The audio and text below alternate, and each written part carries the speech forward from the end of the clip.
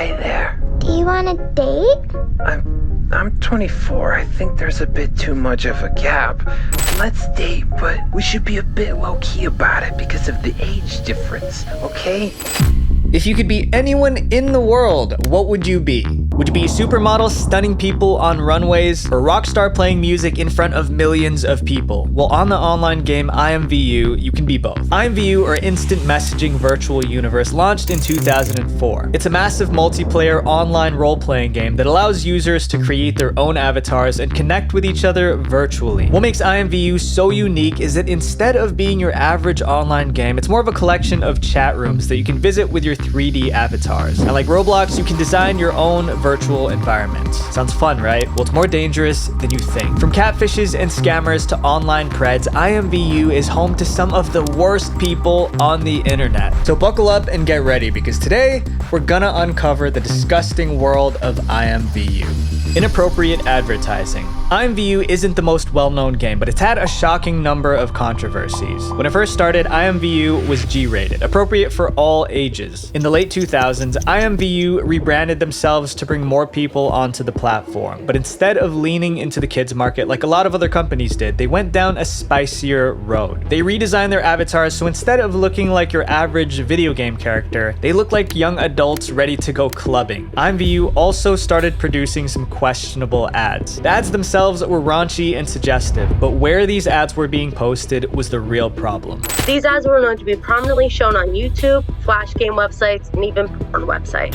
So why was IMVU showing kids the same ads they posted on NSFW websites? When it came to their advertising strategy, no age group was off limits. They wanted to lure anyone they could to IMVU. Since then, IMVU has doubled down on their explicit branding, turning it into something that resembles a virtual Tinder. And not only does IMVU still advertise to kids, they now sell something called an access pass. With this pass, users can access adult content like explicit clothing and the ability for their avatars to do some really inappropriate animations, if you know what I mean. And while it's harder for kids to access this side of IMVU, it's not impossible. Now let's take a closer look at IMVU's community. A lot of drama happens there on a daily basis, and it all boils down to one thing: catfishing. The catfish who faked her death. The IMVU community depends entirely on its in-game currency called credits. Credits let you buy things like clothes, accessories, and items for your avatar. They can also be used to upgrade your membership status, which unlocks other benefits. While some people get credits by doing surveys, watching ads, or buying them, there are other people who get them by cheating. And these people are none other than IMVU's catfishing scammers. A catfish is someone who uses fake pictures of themselves to trick people into believing there's someone else. And while the whole point of IMVU is to roleplay as someone else, the game also allows users to post pictures of their in real life self along with their IMVU avatars. That's where the catfishes come in. They use a fake picture of themselves and flirt with you in an effort to get credits from you. It happens often, but among these catfishes, none were as infamous as a user known as That Girl Tyra. In 2021, an IMVU YouTuber Supasi uploaded a series of videos exposing the user That Girl Tyra for catfishing multiple people. It started when one of Tyra's ex-friends messaged C with a story.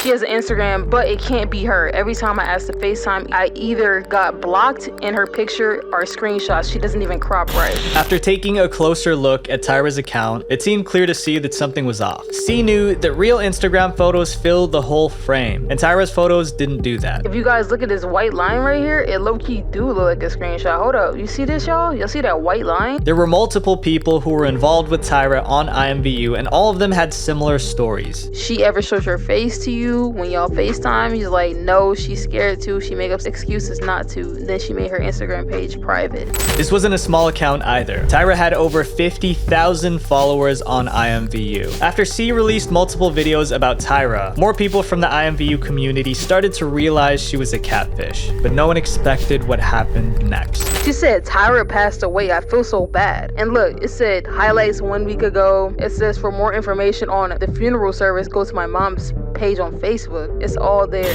Tyra's page was taken over by a member of her family, saying that Tyra passed away. It was a shock to the IMVU community, especially to see. They even shared Tyra's obituary and her gravestone. If this all sounds suspicious to you, you're right. It was a fake gravestone. Tyra faked her death. If you look closely, you can see that whoever wrote the fake engraving spelled "you're" wrong. I doubt that a professional stonemason would carve a grave with basic errors like that. But the story doesn't end there. Tyra took her lie to a whole new low. Super C researched the number listed on Tyra's alleged obituary, and it linked back to a real mortician in Tennessee. She couldn't find Tyra's death anywhere on the website, but what she did find was an obituary belonging to a young woman named Maya Maria Taylor. Sure enough, Maya's obituary had the same design as Tyra's, and when C put them side by side, she made a sickening discovery. Tyra had copied her own image over Maya's obituary. And you can see her tassel right here, and then you can see her hat right here. And I looked even deeper. You see her eye right here?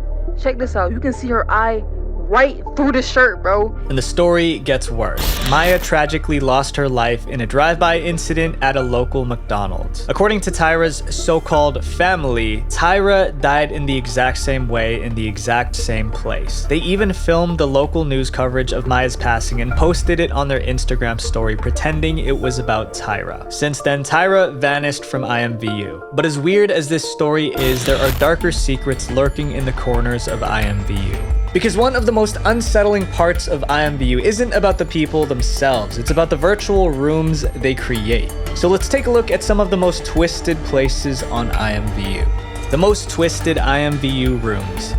Before we talk about the most twisted rooms on IMVU, I want to thank my guys at War Thunder for sponsoring this video. War Thunder is a vehicle combat MMO game with more than 2,000 tanks, planes, helicopters, and ships to choose from. That's right, it's an MMO. Every vehicle models the actual vehicles in real life. Are you looking for an action-packed match or a more realistic experience? War Thunder offers PvP battles for both playstyles. Something you guys didn't know about me was when I was a kid, I wanted to become a fighter pilot. I love to do research about fighter jets, and I can tell you that War Thunder pays attention to detail. You can customize your vehicles, and the 4K graphics and sound effects gives you an immersive experience. But the wildest part is the damage X-ray. When you get hit, vehicles suffer actual damage to their components and the crew inside. Click my link in the description to play it now for free on PC, Xbox Series X and S, and PlayStation 5 or the previous generation. When you register on PC, you get a large free bonus pack with premium vehicles, premium account boosters, and more. Whenever a game lets users create their own content, some people are always going to make weird, inappropriate stuff. We've seen it with Roblox and VR chat, and IMVU is no different. I mean, we've seen the way they advertise the game. IMVU is full of NSFW content. A lot of rooms on IMVU have private areas specifically made for NSFW purposes. Combine that with the Access Pass, which gives users the key to spicy content, and anyone can act out their dark fantasies. And not all people try to hide their fantasies. IMVU has developed a reputation as an inappropriate game because people act out these fantasies on public servers in front of everyone. Since IMVU allows users as young as 13 to make an account, this is especially disturbing. But these private rooms don't even come close to being the worst part of IMVU. In the game, roleplay is taken to a whole new level. The most popular kind is family roleplay, where players can create their own virtual families. You'll see grown adults pretending to be toddlers and teenagers. They'll even create avatars specifically made to roleplay as children. And it gets weirder. There are IMVU maternity clinics where people can go to give birth to IMVU children. While most people roleplay for fun, not all roleplays are lighthearted. On IMVU, there are people who roleplay some of the most horrific parts of our world's past. Some people reenacted slavery. These are rooms based on southern plantations filled with huts, cotton fields, and other racial stereotypes.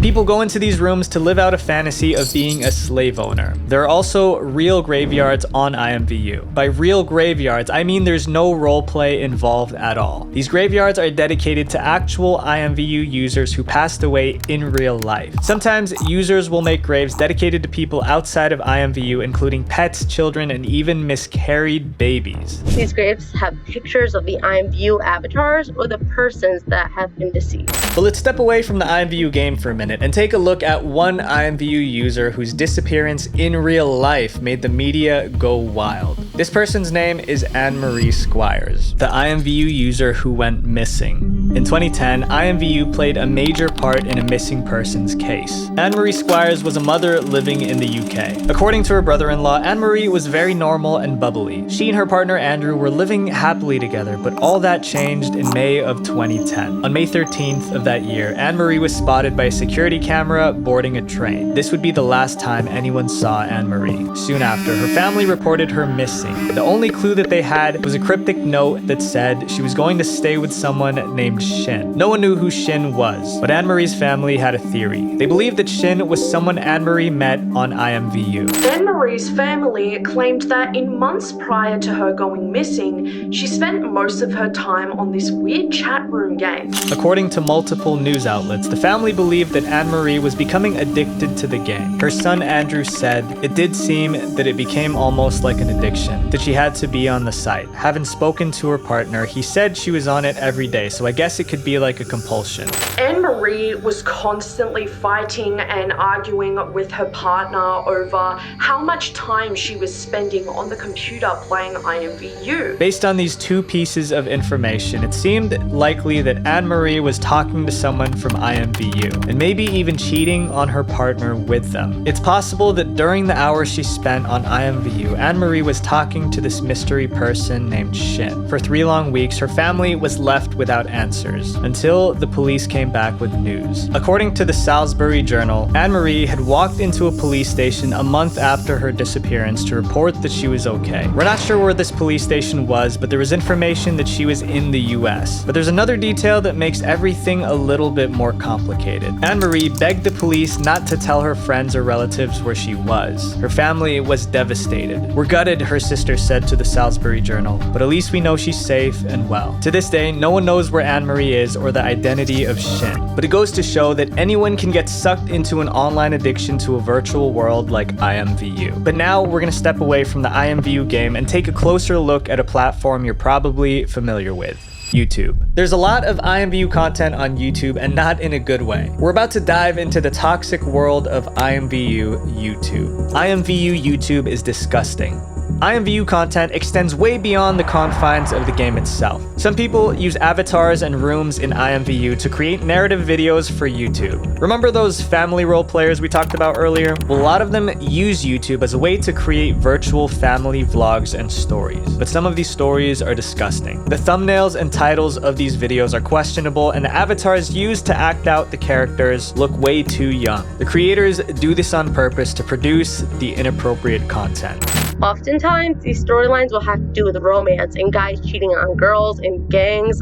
These videos will even depict explicit acts between family members, and some people love them. But the majority of the comments on that video are actually calling the creator out for how disgusting the video is. If you thought this was the last of the messed up stuff IMVU has to offer, think again. There's another dark side to IMVU, one that's more disturbing than anything we've covered so far. This next chapter is the story of one of the worst preds IMVU has ever seen, Pablo Sunny, the pred who got caught.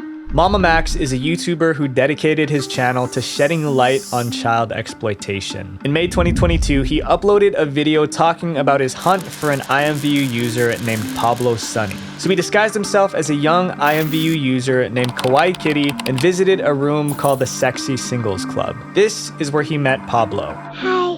Hi there. Do you want a date? I'm 24. I think there's a bit too much of a gap. Despite saying this, Pablo invited Kitty to a private room. Max was unable to show what happened in that room, so we can only imagine what Pablo tried to play out with someone he thought was a kid. But little did he know that behind that avatar was an experienced pred hunter who was gathering the evidence to expose Pablo to the world. So Max dug even deeper. He went through Pablo's friends list to see if he could get more information from them, but he ended up discovering something worse. Everyone Pablo followed on IMVU was young and vulnerable. At this point, it seemed pretty clear that Pablo was preying on young girls. But Max needed more evidence, so he continued to talk to Pablo to lure him into trusting his Kawaii Kitty character. Eventually, Max was able to get Pablo's Discord where they kept talking. Then, something unexpected happened. IMVU disabled Mama Max's fake account. No warning, no reason given, gone. This is a problem that many IMVU users have experienced. Lucky for Max, he gathered enough evidence to take Pablo Sunny money down. Mama Max created a new IMVU account and sent messages to Pablo's entire following explaining to them the messed up things Pablo did. Max also sent messages to Pablo threatening to call the police if he didn't agree to a call on Discord. When Pablo saw this, he freaked out, but reluctantly got on a call. Max then had a voice actress pretend to be Kawaii Kitty. He told her what to say to Pablo as Max listened in on the call. Max proposed a deal. If Pablo gave Kitty his Instagram handle, all the evidence would go away. Max wanted this so he could get a picture of Pablo's face. And when Pablo responded, he admitted what he did was wrong. My boundaries is I don't want you to have more of my personal information, because then you can actually just decide one day that you want to I can't have that looming over my back. Can I make you something? Can I make you a song or something? Pablo knew he messed up and offered to write a song to make up for it. It's just completely ridiculous. But in the end, it didn't matter if Pablo gave Max his Instagram or not. Max was recording the whole conversation, which meant more evidence for the authorities. But not everyone can be saved on IMVU. Sometimes these monsters cause so much damage that it cannot be reversed. In this tragic story of Zara Baker, evidence of a crime was gathered from IMVU, the worst criminal on IMVU. Zara Baker was born in November 1999. At just 5 years old, she was diagnosed with cancer. Because of this, Zara wore hearing aids and lost one of her legs. But even having gone through this, Zara remained optimistic. Family friends remember the girl was constantly smiling despite her health problems. After Zara was born, her mother suffered from something called postnatal depression. It can happen to mothers after they give birth and can be so difficult that the mothers are unable to look after their children. Because of this, Zara's father, Adam Baker, separated from her mother. In 2008, Adam met a woman named Elisa Fairchild on IMVU, and the relationship became serious quickly. Adam and Zara moved to the US so that he and Elisa could get married. It was a picture-perfect family until 2010. On October 9th, 2010, at 5:30 a.m., Elisa called 911 to tell them that Zara had been kidnapped. She was missing from the house and a ransom note had been left behind. But the police thought something was off. There was no sign of kidnapping anywhere in or around the house. So they had Elisa take a lie detector test, and when she failed it, she cracked, which she then told the police would make any parent scream. She led the police to various places around California where the police would find what remained of Zara Baker. Elisa's explanation was that Zara had passed from an unknown illness, and since Adam wasn't a documented American citizen, they couldn't go to the police in fear of being arrested. She said that Adam was the one who dealt with Zara after she passed and helped hide her around California. But this wasn't true. When the police interviewed Adam, they determined that he wasn't involved with the case at all. It turns out that Adam was nowhere near the location Zara was found on the night she was hidden,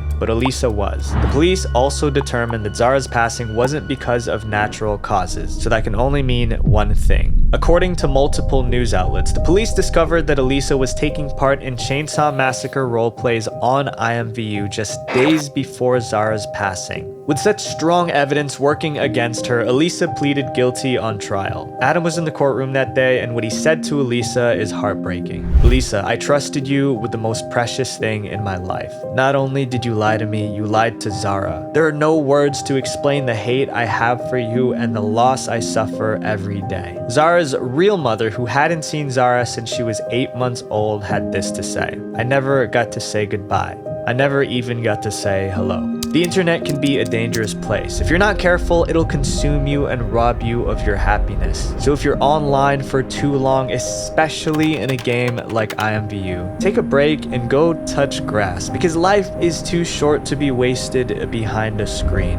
Visual venture. Make sure you guys click my link in the description to play War Thunder now, because it supports me making videos for you guys. When you register on PC, you get a free bonus pack with premium vehicles, premium account boosters, and more. Wait, before you go, click this playlist to watch more dark internet documentaries, because the algorithm will promote my channel more if you guys watch multiple videos. Love you guys. Peace.